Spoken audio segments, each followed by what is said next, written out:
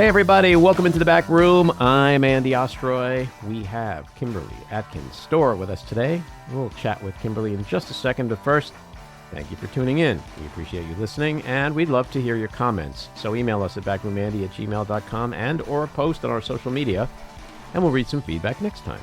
And if you like the podcast, please rate and review and follow or subscribe, and you'll be notified every time we post a new episode. All right, so what a week. And what we're going to do is we're going to start off with the rant this week. You know, there's plenty of blame to go around for the stunning, resounding victory by Donald Trump this week. But the one person I really don't blame is Kamala Harris.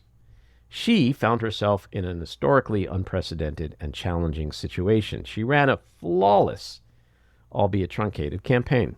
She stepped into the role overnight, took command, and impressively coalesced the entire Democratic Party around her. Harris was one of the most qualified nominees in American history. She did everything right. For example, she offered concrete economic policy positions to help the working class, young parents, students, and first-time homeowners. She pointed out the weaknesses and the dangers of Donald Trump. She crisscrossed the country and spent so much time pounding the pavement in the critical swing states.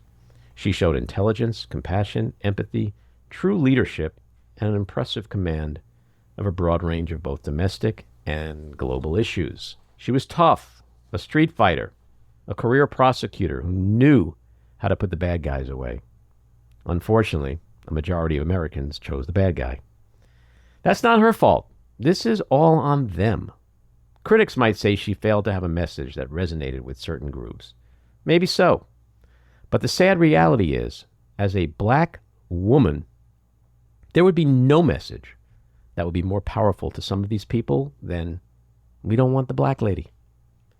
In a speech back in the 1980s, Ronald Reagan, who for decades owned Republicans' hearts and minds before the party was co-opted by Donald Trump and his merry band of sycophantic maniacs, he boldly cited America's racist history and urged the nation to move past it.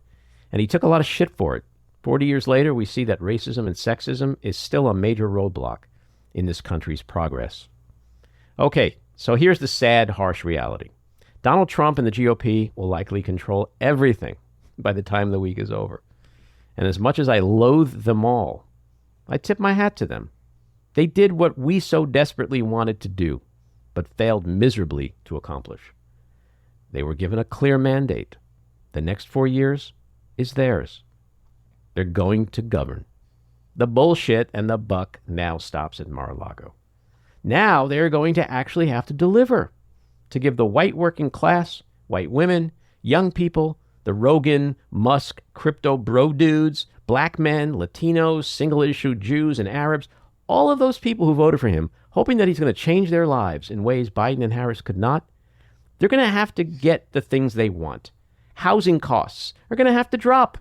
Food prices will have to drop. Inflation will have to drop below the current 2.4% level. Gas, which currently is under $3 a gallon in many places, will have to drop even further. The bull market, which is setting records every day, are going to have to keep setting even new records. They're going to have to achieve greater than 3% GDP growth. We'll need job growth to continue, record job growth, because it's all fun and games until someone loses a job and pays too much for eggs. The 2026 midterms will be here before we can blink. And voters, as we know from previous elections, can be quite fickle and often brutal on a president and his party. I'm a patient man. All right, let's get into this election, if you will. There's a few things I want to point out before we open it up for a general conversation. What happened to all the rigged election talk, right? For 4 years, Trump was like, it's rigged. It's all rigged. They stole it from me. They stole it from you. They're so smart. They're so crafty. What the hell happened this week? Somehow Democrats just forgot, obviously, how to rig the most important election in our history. Rovember? What happened to that? Now, we had 7 victories in states in terms of abortion measures. But did women come out? Did the men who love them come out the way we thought they would? No. Apparently, people really don't care that much that they lost the right to control their own bodies. We saw incredibly unexpected shifts in the electorate, from people of color to young people to white women, Jews, Arabs. We never expected it at the scale and scope that we witnessed this week. James Carville, who I have a lot of respect for, he laid it all on the line a couple weeks ago, wrote an op-ed and said, here are the reasons why Kamala Harris is certain to win. Professor Alan Lichtman, for 40 years, predicted every presidential election the right way. First time he was wrong. So there's a lot to digest. There's a lot of blame to go around. We just suffered an historic and humiliating defeat, which is going to have major cultural, social, legislative ramifications for the next 4 years. And we've got to start talking about why it happened. What's your biggest takeaways? Well, first of all, I want to look at it on a bigger sort of macro level. And I think that we have to realize that every incumbent party in the developed world that has stood election in 2024 has lost. So we are not alone in this. This is across the board. It's a nationalist agenda that is really started by Steve Bannon when he did Brexit. And we're seeing this now on our shores. And so there's a lot of things going on here. One of the biggest takeaways I see how the media is not what we thought it was. In 2016, Pod Save America started with former Obama people, and they did that specifically because Trump won the election. And they saw that the media like MSNBC and Fox News were dead. The median age for MSNBC viewers right now is 71, which is 3 years older than Fox News viewers, which is 68. When you look at that, our messaging is not getting to the people, and they're getting a different set of messages. It's not just Fox News. That's only the old people. Oddly enough, seniors were the only group that voted more for Harris in this election than they did in 2020. Everyone else went down. So when you look at the numbers, you see a number of things that we have to think about. We always think of old people as determining an election. Not in this case, because they voted more for Harris, and yet she lost. Now, did she lose because so many more people voted? No, because she actually got 14 million less votes than Biden did in 2020. It's actually 12 now, but the number of votes that were cast were lower for everyone. I really like how you put forward the macro. I hadn't thought about it from that point of view. My big takeaway, honestly, is that I was really disappointed by women. I saw Trump being elected in 2016. I saw that coming. I wasn't as shocked. I was completely shocked this time around, and I am so surprised with women. We spent how many years now building up to this moment and believing, given all that we knew from Donald Trump and all that we believed in our fellow Americans, that more people come out than they did in 2020 because the stakes are so much higher. That's my biggest takeaway. It's hard for me to say how many of us said this is the most consequential, important election of our lifetime. Vote like your life depends on it, because it does. And then she gets 12 million less votes than Biden. How is that possible? Yeah, who were we speaking to? Because they weren't listening. They weren't listening on the channels that we listen to. And so we thought it was the most consequential election. A lot of other people apparently yawned and were not paying attention. And this is not only because they have other things to worry about. I mean, they do. Financially, a lot of people are suffering, but also because they're just simply not getting that news. We have the best economy in the world. Who cares if 73% of millennials have trouble paying their rent? Here's the issue that I have with that, is that if you have something which is amazing, but you let someone tell you that it's not, and you just willfully throw it away, your life's not going to get better. It's going to get worse. So whatever, we've lost the ability to say to people, it's great, and here's how it benefits you, but we also know how you're also hurting.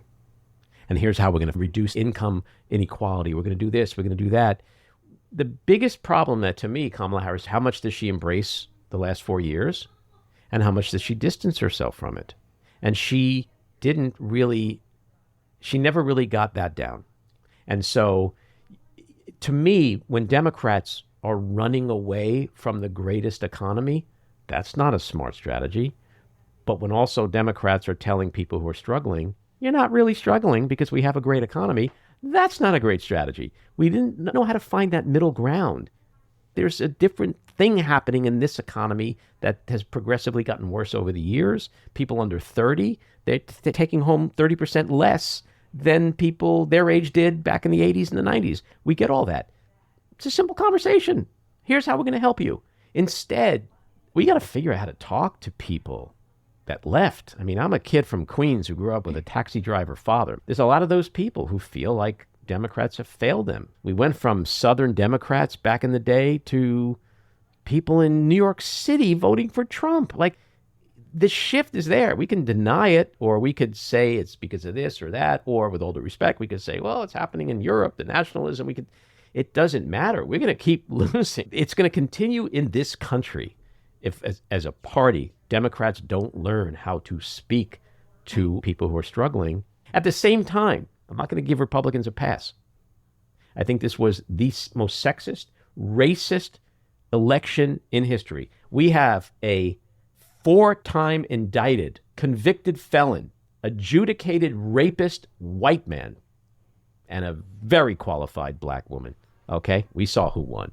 That's not a coincidence. The truth is, a majority of Americans right now, based on this election, are super cool with sexism, racism, transphobia, homophobia, xenophobia, anti-Semitism, bullying, cruelty, lying, book bans, Muslim bans, mass deportations, men controlling women's bodies, attacks on the media, enabling our enemies, alienating our allies. And the list could go on. We don't have enough time to include it all. But that's who we are today. That's the mandate that was given to Trump. And that is really terrifying. And I agree with you. But to go back to Matt's point, so the media sucks. People aren't listening to the media the same way. Call it what it is, right? How long did it take the New York Times to say he's a liar, liar, pants on fire? So people are getting their news from what? Twitter, social media, their friends. So they don't have the attention span for analysis. Misinformation is coming from everywhere. So I don't see anything changing with that, because if you have a Congress who has no interest in legislating something different, I want to know how we will be talking to people differently as Democrats where they're getting that information. We're not going to create our own Joe Rogans. Why? I want that. You can it's effective. You can ask the people who started Air America why it failed. It's hard to reach us that way, but I think that there's a place for that. I think that podcasts are a huge part of the ecosystem of reaching people. So is social media, et cetera, et cetera. By the way, for anyone out there listening, I'm willing to step into that Joe Rogan role and his paycheck. I think the other issue which we haven't talked about is the party switched, and the Democratic Party became the party of the establishment. Mm-hmm. We're the ones who are defending the bureaucracies, and they're the revolutionaries. Mm-hmm. And who does a working class want to be sided with? The people who are defending the status quo, government agencies, or the people who are attacking them? It's an easy choice. Yeah, I'm going to make an analogy to when there's a mass shooting. We hate when Republicans not only say, now's not the time to talk about it. The nation is mourning. We're always like, no, today is the time to talk about this, because you guys don't want to talk about it in 6 months. We got to start talking about it now. But what they do that's even worse, that drives us crazy, is they go, it's not the guns. It's video games. It's mental health. It's all kinds of shit. And I am not going to do that here. I am not going to say it's all about the economy. I'm not going to say the things that I think are bullshit. I'm going to call out what it is. Because if we're not honest with each other, we're never going to win this battle. So it's sexism and it's racism. Those are the two things that made the two most qualified women in the history of American politics lose to the same guy who's a convicted felon rapist. If people think that color and gender had nothing to do with that, you got some serious soul searching to do. But we have to focus on all of the reasons. There's no one person to blame. I think we need to start looking across the board at everything that went wrong. And in my head, when my radar went up was when I heard defund the police. I was like, oh my God, we are on a path of self-destruction here. because we've convinced ourselves that the farmer in Iowa is going to know exactly what we mean. He's going to agree with us and he's going to support us. I don't like to, talk negatively about woke. We spent so much time on shit that makes us orgasm, but makes the majority of the people in this country run for the hills. And we've got to look at each of those things and say, was that a mistake? We have to look at the messaging. You're right. We have to look at the media. You're right. I have found myself fluctuating between really sad and disappointed, super angry, resigned. And you've said many times, this is a purity test, and you've said purity tests are going to kill us. What did you mean by that? Something that I have said for the last several months is that I really think that we Democrats are a party of purity tests. So if there's something that we feel very, very, very strongly about, maybe people in general, that's the thing that's going to motivate them. And it's one thing. It's without looking at it in the context of what could happen in the future. What are the implications of this? What happens if I vote for Jill Stein? I guess that was something that I have been afraid of for months. And when it came to fruition, I was sad. And because I'm almost a 56-year-old white woman who is fine, I'm not really worried about me. I'm worried about younger people. I'm worried about more disenfranchised people. I'm just worried about what the state is going to look like for the next, I'm thinking optimistically, 10 years. You're raising the ultimate point about purity tests. If you look at, for example, my fellow Jews, a lot of them are single issue voters. Love Israel, got to defend Israel. Israel needs to be safe. But I really don't understand how my fellow Jews can think that Trump, together with Netanyahu, is going to make the world a better place for Israel and Jews. Especially when one of them loves Adolf Hitler. Call me crazy, but that guy who thinks Hitler did some good things, I don't know. Now let's look at Michigan. Let's look at the flip side of that. We know in Michigan there's a large Arab population. In Michigan, Muslims and Arabs went 42-36 for Donald Trump. Jill Stein, she got 18%. Do you think Donald Trump is going to be better for Palestinians than Harris? I get why you'd be angry at Biden and Harris. But we've lost an ability to go, but this guy is going to be worse.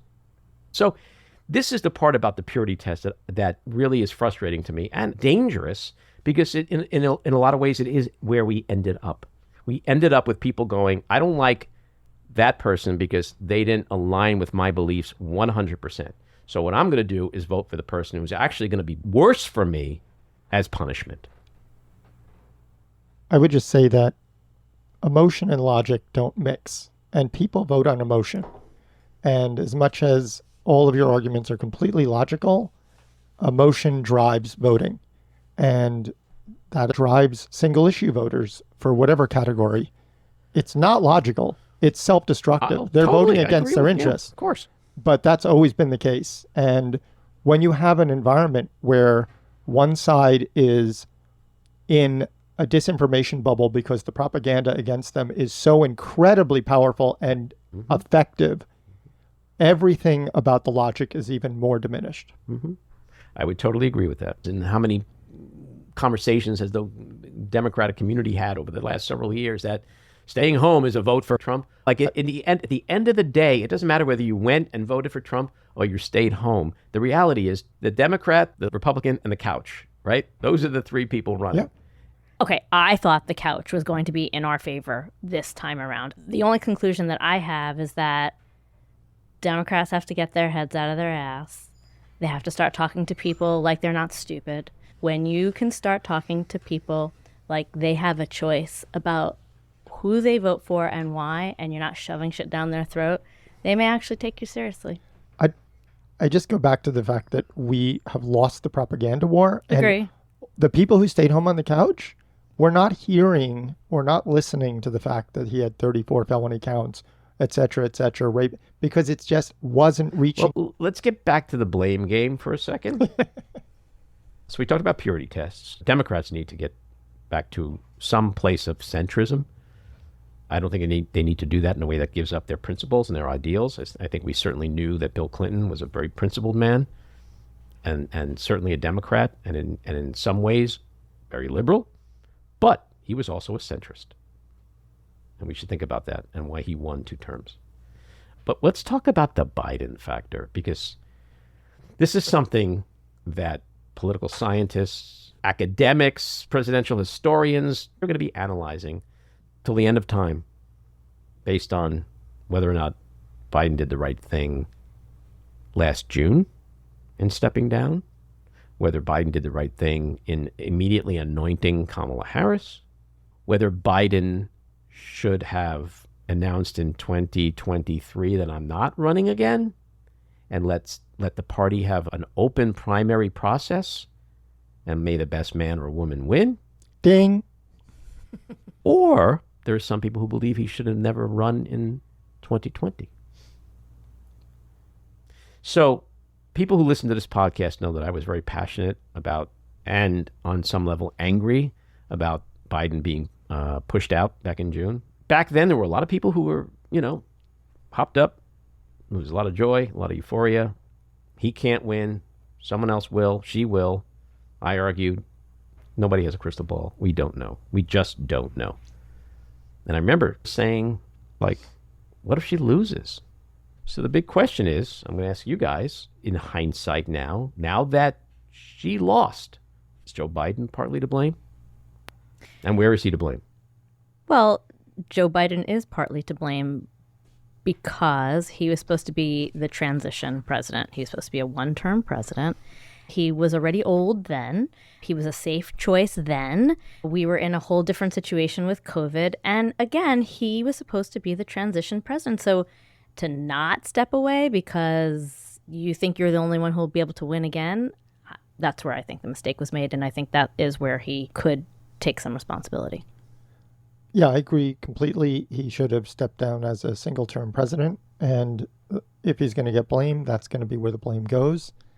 Well, the real question now is, what do we do going forward? If I was among the powers that be in the Democratic Party, first person I'd be calling is Howard Dean.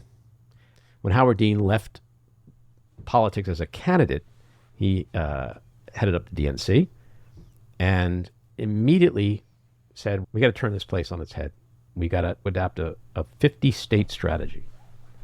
And we got to start tomorrow. Not 6 months before the election in 4 years. Got to do it now.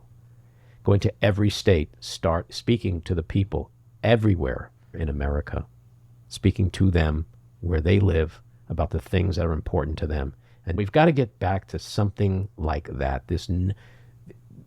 We've got to do something different. We can't be the coastal elites. We can't be so focused on these personal wedge issues that we think everyone's going to care about. We got to get back to just speaking to the average Joe on the street about the things that matter to them.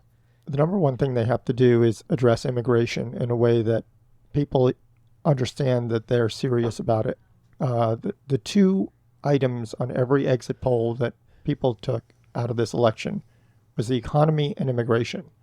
And I don't think we've addressed it. I know we talk about the bill that Trump killed, but that was late in Biden's term, and he should have addressed it in 2021, not 2024. Sure. And that, it's not that it is the biggest issue in reality, but it is an incredibly powerful issue for the Republicans. Well, Tom Suozzi, who won his congressional special election out on Long Island as a Democrat, he ran on a pretty successful immigration platform. He spoke to the problem, and he showed the Democrats that you can run on this. Anyway, let's get to our winners and losers. My winner, it's a tie. Donald Trump and Elon Musk. Elon Musk posted something on X in Latin saying, there's going to be a new world order. My loser, it's a tie. The Democratic Party and women. My winner is Steve Bannon, because his notion of what he calls inclusive nationalism is the core of the global movement that we just saw on our shores. My loser, if I have to pick one person to blame for this result, Merrick Garland. It is ridiculous that Donald Trump was not prosecuted in 2021. And that helped him have the freedom to do what he did. My winner, Fed Chair Jerome Powell, who, in citing the law, said he will not leave his job if Trump asks for his resignation. My loser, America. All right, let's get to Kimberly Atkins Stohr. She is a senior opinion writer and columnist for the Boston Globe with over 20 years of experience covering politics, policy, and law. She is an on-air political analyst for MSNBC, a frequent panelist on NBC's Meet the Press, and co-host of the popular Politicon legal news podcast, #Sisters-in-Law.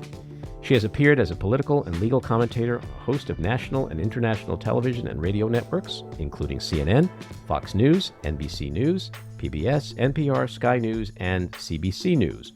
Before launching her journalism career, she was a civil trial and appellate litigation attorney in Boston, where she argued in a number of courts, including the Massachusetts Appeals Court and the Federal First U.S. Circuit Court of Appeals.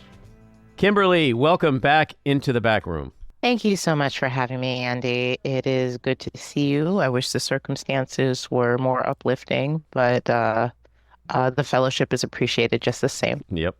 Well, I want to start first by saying, as an American, I know how I feel. I also want to say, as a Jew, I know how I felt thinking we're going to have a Jewish first man and all of this progress. I know you wrote a column in the Boston Globe this week speaking to how you feel as a black woman. And you put that front and center before you decided how you're going to process everything else, because it is so understandable. So I just want to start with that and say, how do you feel as a black woman seeing what was going to be such an incredible time in America slip away yet again from us? Yeah, so it's really remarkable because where my thoughts have been since the election haven't really been about Trump yet, or another Trump administration and all that means. It has been about America. It has been about my fellow citizens. And amid all the punditry about what happened and whose fault it was and who, all the finger pointing, I am just sitting with the fact that America was presented a clear choice, a choice that could not have been more stark. And the choice that they chose, when you get right down to it, was to put, and listen, when we vote, we always put our own interests first, right? But it seems so clearly that the interest in protecting marginalized folks, minorities, and even just fixing problems that would benefit all of us, the protection of our democratic ideals, because it's of folks who are like you and me and members of groups who know all too well what it means when the pillars of democracy, when the pillars of morality, and I say that, with a lowercase m, I'm not talking about any particular religion or creed. When those fall away, we are in the groups that are the first to feel that, feel the negativity of that. But I think that's what the majority of Americans stated. They knew that, and they didn't care. They thought an America that puts them first was the better way. And it does not matter who is leading it. So to me, the results, that the fact that it was so clear, that it was so resounding. I mean, we talked, for 4 years, there was all this talk about, Donald Trump was not a legitimate president. He didn't win the popular vote. Well, guess what? What are you going to say now? And that how difficult it is for this nation to break away from the white, waspy patriarchy upon which it was built. It's amazing that we learned when you build that into the nation at its founding, it is resilient. It is resilient, and that is what the electorate said resoundingly. So I have to just figure out, before I get to the analysis or anything in that, I needed to give myself just space to figure out how I move through this world, how I move through this nation, before I even think about the job that there is to do. So that's how it's going for me. How is it going for you, Andy?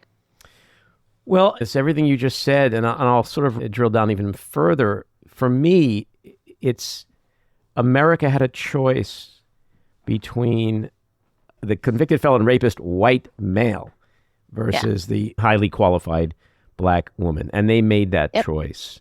And when I think about that, it just doesn't seem possible that we devolved as a nation to a place where our standards are so low and our compassion and empathy and sense of decency is utterly lost. There's a good chunk of our fellow Americans who would love to go back to the 50s. And unlike 16, where we were all like dumbfounded and like, holy shit, this guy actually won. Now it's like with everything we knew about him, he won again. And he picked up so many of what were our core constituencies. You know, for years, it's like, well, we lost the working class. But now I feel like we lost everybody. So for me, it's like, we got to stop saying this isn't who we are. This is exactly who we are. And that, for me, is the biggest takeaway. My optimism is done. It's pessimistic Andy, jaded Andy. You know, don't count on America to do the right thing. And that's really the saddest thing for me.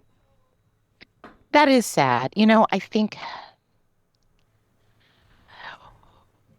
what I'm trying to do, and it's in line with all of the mental health work I've done over the last few years and my own spiritual journey, is that one thing that those two things have in common is the need to see the humanity in others.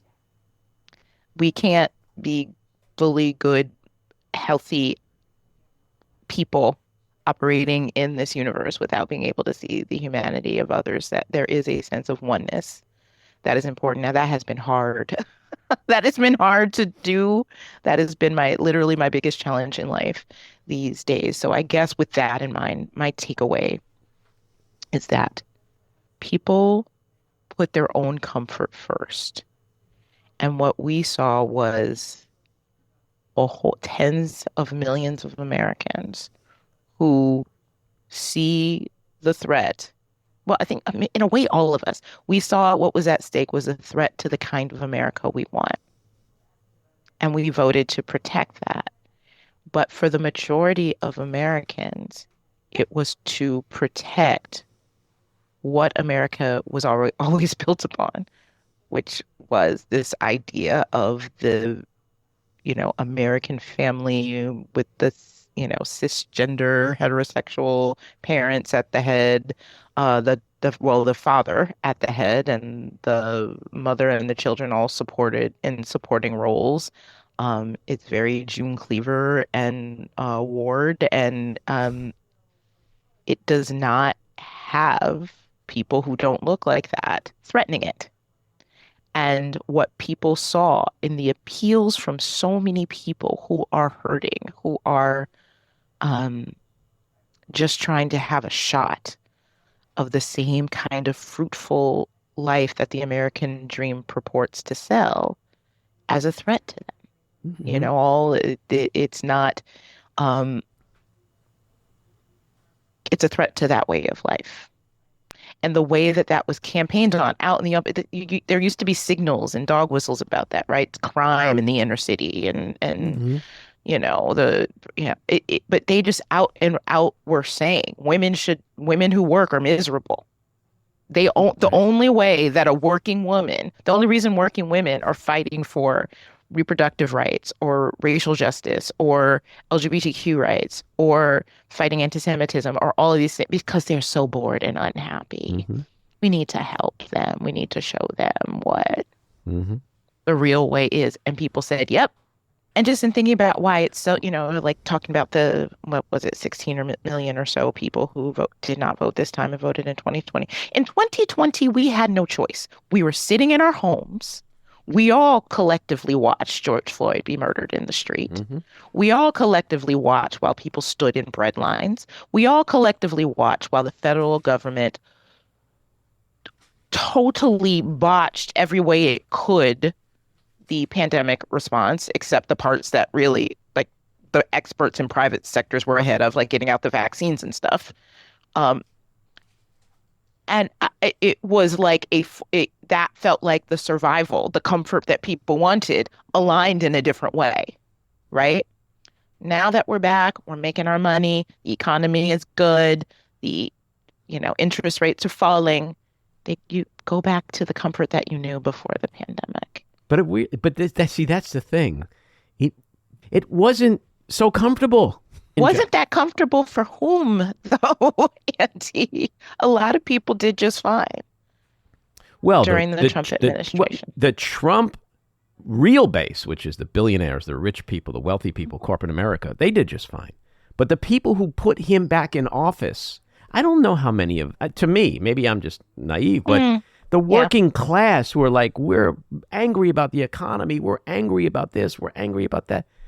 I don't think those people did so well in his term. But they don't blame him. Well, right, that's the point. They blame the ways of life that they don't like. I would venture to say that all the people who are suffering, who lost jobs, who lost their livelihood, not a single transgender person had a thing to do with that. But it's them being unhappy and living in the life that is changing in a way that they've been told is dangerous to them. Yeah. I'm a student of history. I studied the Holocaust, especially as a Jew. There are parallels in this country that to me are terrifying. And the reason is because unlike Germany back in those days, forget what the Republicans and Trump say, we have a really awesome economy. Okay, we have record job growth. We have 2.4% inflation. We have 4.1% unemployment, 3+% GDP growth. Every metric you analyze, the economy is really, really strong. That said, there are people who are really hurting. The housing crisis, food insecurity, and the cost of food. But my concern is that with a president like him now, with his dangerous, incendiary, scapegoating rhetoric, what happens in America if we actually do hit a recession? If we actually do fall on hard times? If people are actually on the streets unemployed, like people were in Germany? And then you have someone like him who goes, ain't my fault. It's the black people's fault. It's the brown people's fault. It's the Jews' fault. Everything in our country is set up now for that kind of fascist environment. And we know he has infatuation with Hitler and strongmen. And so I'm an atheist, but I'm praying whatever I have to pray to or who I have to pray to, that the economy just stays good for the next 4 years. Because if it doesn't, you think these people were angry now? So I don't know. Yeah, it's terrifying when you think of it in those terms. It is terrifying. So just a couple of thoughts that you were talking about in history and, Germany. A good friend of mine who grew up he's German, he's now a naturalized citizen, got to vote in the election, did not come out the way he wanted. But he came here as a college student. And he remembers sitting in class and learning about, American history and thinking, in this exceptionalism of America and the way that it was taught, even in his college, wait a minute. No, this is not what, y'all, this nation was built on slavery and really horrific human rights abuses. And it's like, it's not really painted correctly in the way you are teaching history. Like in Germany, we have some stuff that we reckon with, and we do. Yes. We learn about it clearly. Mm-hmm. We talk about it clearly. Mm-hmm. And we recognize that from a moral standpoint, we don't want to go back there. And I get to the United States, greatest country in the world, and Americans are deluding themselves, even in their education. Sure. This is years ago now, right? So now we are just not even pretending like, that our American story is so great. We are actively hiding the bad parts of that history to make the propaganda complete. So why are we repeating mistakes? It's because we are not set up to learn from history. Is that the people who have the power are disincentivized to learn from history. They are incentivized to gaslight everybody because that's how they can hold on Sure. to their shrinking share of power. And to another point you were thinking of, talking about when people are in a terrible place and they won't even vote in a way that's in their own interests, it seems, from a logical standpoint. This reminds me of a very good book by Jonathan Metzl called Dying of Whiteness. It was about Obamacare. And he went into the heartland and talked to people who were struggling, who really needed the kind of healthcare coverage that Obamacare provided, and was really trying to get to the bottom as to why there was so much angst to get it. Remember, that was the whole Tea Party rise up thing, was to fight against that. And at the end of it, his study revealed that people essentially, that even if something would benefit them, they would be opposed to it if it would help the groups that they didn't want helped. And I think you could apply that more broadly. I may not be doing well, but I'll be darned if I back this policy that helps that person over there that doesn't deserve it as much as me get it, even if it means I go without. I want to get back to what you just said about history. My current episode is with Ron Reagan, which I was so excited to talk with him because I can't imagine a better person to talk to this week about what happened and the decline of the GOP than Ronald Reagan's son, who was so articulate and so outspoken on this stuff. And we talked about how back in the 80s, his dad gave what is now a pretty famous speech where he talked about America's history with racism and how he urged us to get past it and how everyone needs to be treated equally. And he took a lot of shit for it. Here we are 40 years later, and people who don't even know what CRT is are saying we got to get it out of the school because it's poisoning the minds of our youth. But to your point, it's all about erasing our history. Your German friend, that's what he's referring to. Some people in this country would like to erase that part of our history. Yes. And Republicans seized on that because they knew it would be effective. And I think particularly the anti-LGBTQ aspect of the Republican platform is something I'm extremely concerned about because I know just knowing that calls to crisis hotline shot up since the election results. I mean, this is people really hurting in real time, but without enough political and social power to battle this on their own. I've had multiple friends contact me this week who have gay, trans kids, and they're terrified. They're terrified. I'm terrified too. I'm terrified for them. Yeah. And so, and so it's really hard to say that, it's hard to realize that Americans, the discomfort with the majority of Americans about things changing and the country not looking like it used to. They would choose policies that would imperil those folks to protect their own comfort. So here's my most important question. Given everything we've been talking about, given who Trump is, given the stakes, given everyone's concerns over democracy, mass shootings in schools, the overturning of Roe, climate change, given everything we know, how did turnout be so low? How did 12 million people stay home? Where were young people? We saw what happened with white people, white women, like Dobbs, like 7 measures in this country out of 10 passed to enshrine and codify abortion rights. But yet, all this excitement we all had on the left about how this was going to fire up women. Women are angry. I don't know whether it's just a general apathy had set in or what. It's like impossible to explain how Democrats just didn't show up across the board. What do you make of that? I think there are a lot of factors at play. I think the normalization of Donald Trump, or the ignoring of Donald Trump, is a big part of it. And we could talk about the media, but that would take 5 other shows on themselves. I think that people's memories are short. Mm-hmm. You know, I thought that after the pandemic, so many things about how we lived would be changed forever. Nope.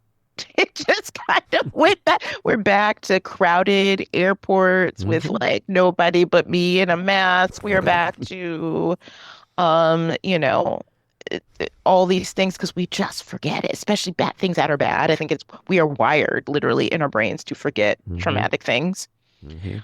So our memories are really short. I think that's part of it, but I think most of it is, Andy, honestly, America is doing what America has always done. America is doing what America has always done. And we are still feeling the backlash from the Obama years, Obama being elected, which really fired up and activated politically a large part of our electorate who had just signed out. And that led to Donald Trump. It's so many things, but the results were not surprising to me, but they're still really devastating given everything that's at stake. And I will say one more thing, particularly about reproductive rights. One of the things I was worried about going in is that you have places like, say, Michigan, right? Michigan responded to Donald Trump by fixing their voting rules to ensure that votes would be counted, voting would be accessible. There couldn't be the shenanigans going on. They put rules in place for that. They codified abortion rights in the state constitution. They did that. They did that in 2022, right? Took all kinds of wonderful steps to fix the state, elected really smart people within the state and in national office.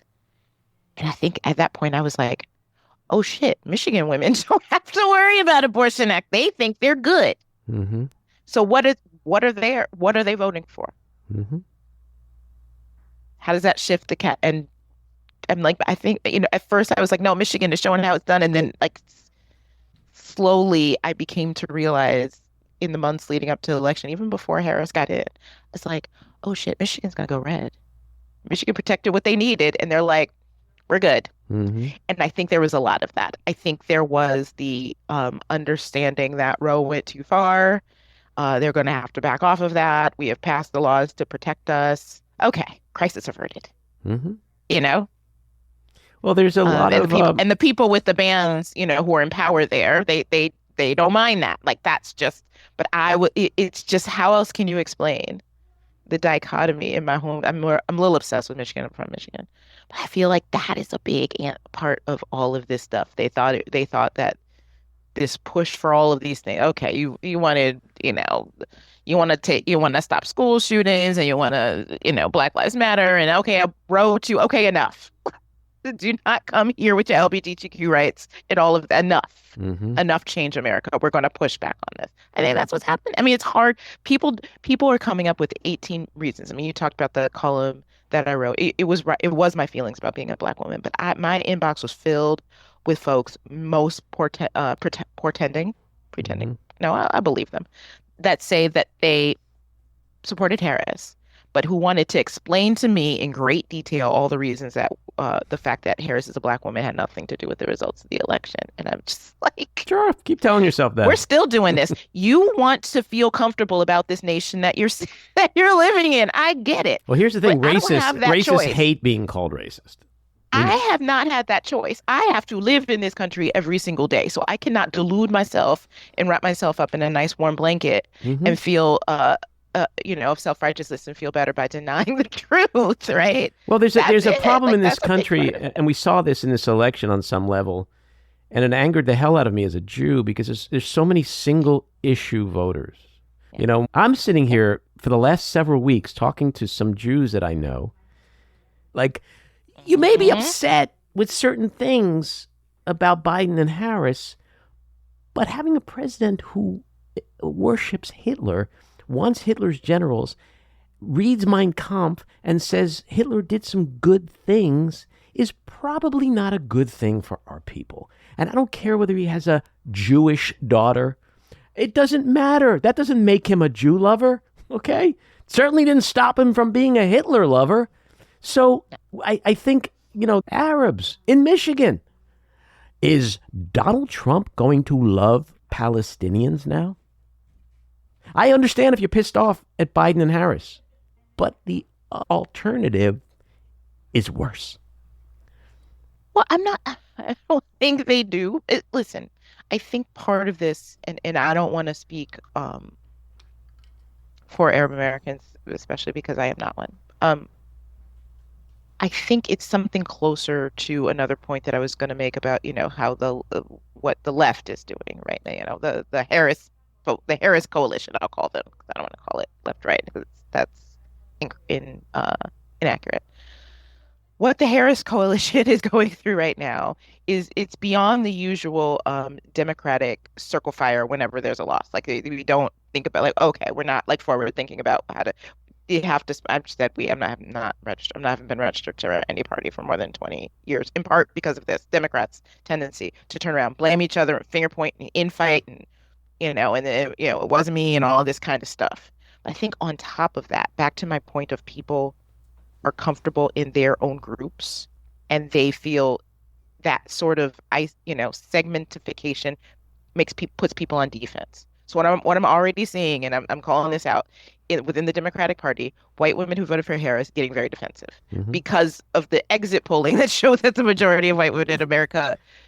Okay, that's a majority. Like, come on, y'all, understand statistics. That's a majority. We're talking everything is not about you, but I think also our social media minds at this point also makes everybody think that everything they read, if it doesn't apply to them, isn't true, or they have to push back on it, or it makes them uncomfortable, so they fight back. So I fear, I should say, that there will be a contraction of white women in doing the work, that pro-democracy, pro-equality work that we need, because many of them falsely felt rebuffed after what happened in this election. I think that's part of why Palestinians were trying to push the envelope and demand attention for horrific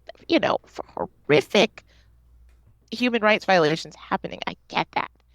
But it's hard because you want people to listen to you, and you try to use every lever that you can, but in the long run, that can work against the political interest, as you are talking about. You see Black women, listen, I get it, who have fought and fought and fought and seems to be the demographic that most clearly understood the assignment, needing a minute just to be with ourselves right now.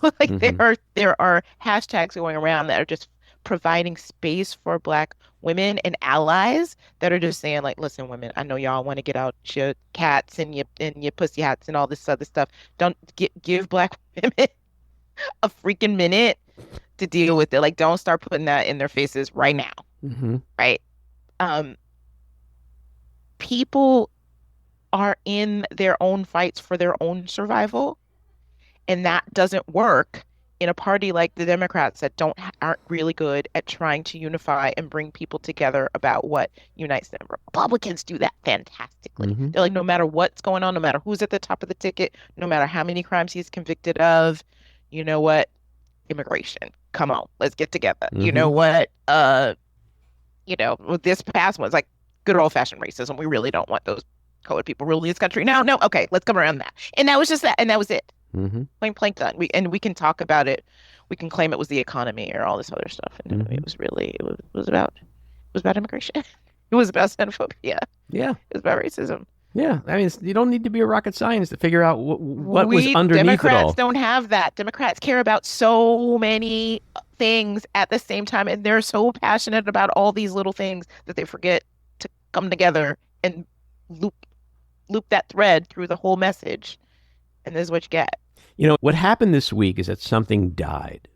And when something dies, people go through grief. And everybody grieves differently. 18 years ago, I had a wife who was brutally murdered. I grieve differently than other people that have death in their family. But I saw something this morning that made me think. It was about a synagogue on the Upper West Side yesterday or last night that was just suddenly packed. And they started interviewing people, and they were like, we're here sitting Shiva, which is what Jews do when there's a death in the family.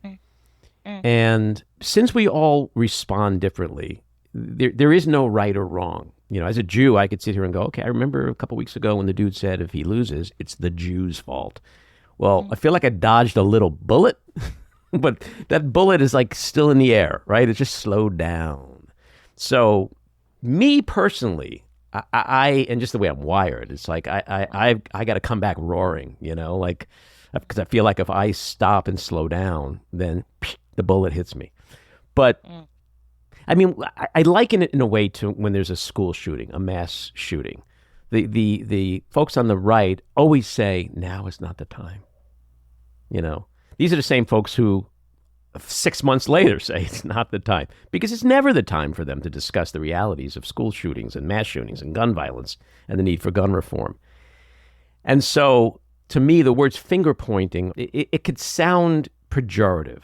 I'd rather use words like autopsy, soul searching, figuring out what the hell happened, because there's no escaping. What we could all agree on as Democrats is that this was a severe, humiliating blow to everything we stand for, everything we believed in, everything we expected.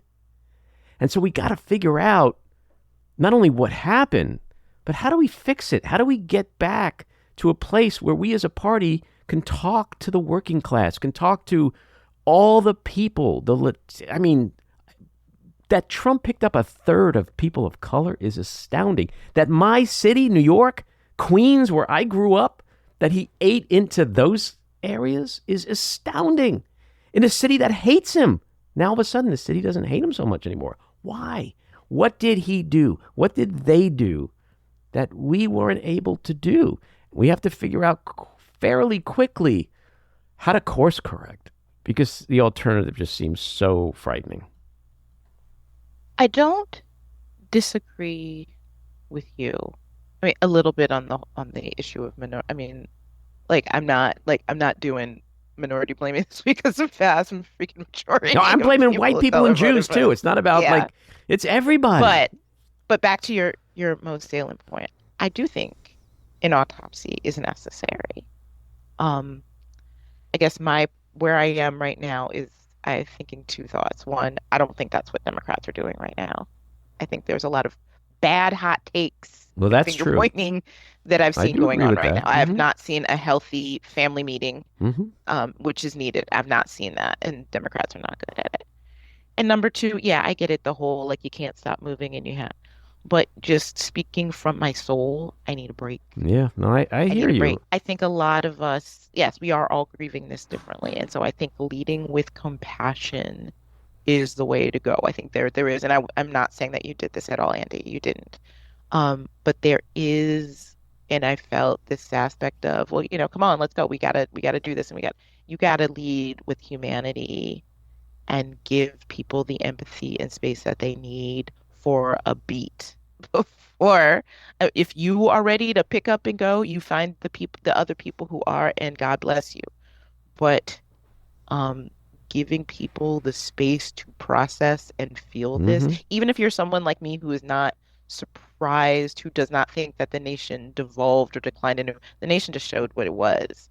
But it's still hard to accept. Sure. It's still hard to wrap your head around. So those are my two takes about. Yeah. I will be a part of the way forward, but I need some time to figure out how. Well, that's why I opened with the question and the comment that I did, because shockingly, I'm not a black woman. And so it's hard for me to... And I'm not a Jewish man. It's hard. I can't fathom what it's like to be you right now. And so... that's why I say everybody has to grieve in their own time and place. But so the more important question is, how do we dig out from this, in your opinion? Where do we go from here? I don't know. And that's honest. Mm-hmm. Because you're processing. Yeah. I get it. Yeah, and listen, the ways forward that I thought were the right ways that I've been trying to put out into the world for years and years didn't work. Yeah. So I also need to do some of that analysis and soul searching you're talking about. I need to do some of that too. Do you feel, this may sound like a silly question, but not for the obvious reasons. It's just as an American, do you feel dejected in the sense that the hope that we all had for a better America, do you feel a sense of hopelessness? Like no matter what we do, no matter what the opposition is, that there's just some kind of evil through line that runs through this country that started decades ago. It's not like Trump created this stuff. He just knew how to roll with it. Yeah. You know, do you have any kind of sense of hopelessness? Because I know a lot of people are feeling that right now. I would not say that the feeling is hopelessness. I am certainly, part of what I'm grieving is what could have been. Mm-hmm. The rejection of the picture of a different future. I'm grieving that. Mm-hmm. But I will not say that I am hopeless. I am here. I have the platforms that I have. I'm doing what I do, I believe, for a reason. And I cannot personally let despair win. So I will carry forth in the midst of all this. So one of the things that happened to me is that I recently lost a very good friend suddenly. And the thing about her is she was the most optimistic. Like you couldn't, even leading up to the election, you could not get her to be pessimistic. You couldn't, she would listen and hold your hand and buy you a drink when you were wallowing, but she wouldn't join the wallow, right? Mm-hmm. She was always thinking about the possibilities. And so in her honor, I feel like I cannot be hopeless. I have to look at the possibilities. I may need a minute to regroup and think about what those next steps are. Mm-hmm. But that has to be my lodestar. Mm-hmm. Moving forward for myself, for her, and for America.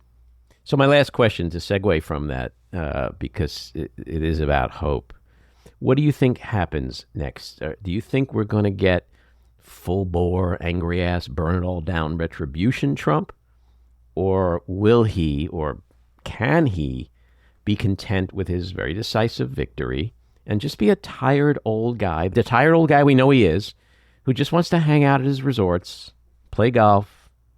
I guess what I'm asking is, we know these next 4 years aren't going to be great, but will our worst fears be realized? Or will we likely end up somewhere in the middle? It's always hard to predict things. It's especially hard right now. I think the answer is we can't know, but we need to be prepared. We need to brace ourselves for whatever. We need to brace ourselves for a vengeful, angry Trump. We need to brace ourselves for just awful incompetence. We need to brace ourselves for carefully carried out far-right conservative policies that are done by experts who are not Trump. We need to prepare ourselves for President Vance. We need to prepare ourselves for all of the things, and I don't know which one of them they're going to serve, because clearly I don't understand that part of the Republican Party or the electorate that supports them well enough. So I feel unqualified to answer that question. Fair enough. Kimberly, this has been a great conversation. Take all the time you need to process, because I know when you're finished, you will come back roaring more than most. Thank you, Andy. You take good care of yourself, too. Alrighty. Bye-bye. Bye. This episode of The Back Room was edited and produced by me, Andy Ostroy. It was co-edited and co-produced by Maddie Rosenberg and co-produced by Jen Hammoud. Our theme song was composed by Andrew Hollander, and our logo was designed by Cricket Langell. And special thanks to Patricia Wind. Please take a moment to rate and review the podcast, and also follow or subscribe. Until next time, keep your eyes on Washington, Hollywood, and your own backyards, and have a great week.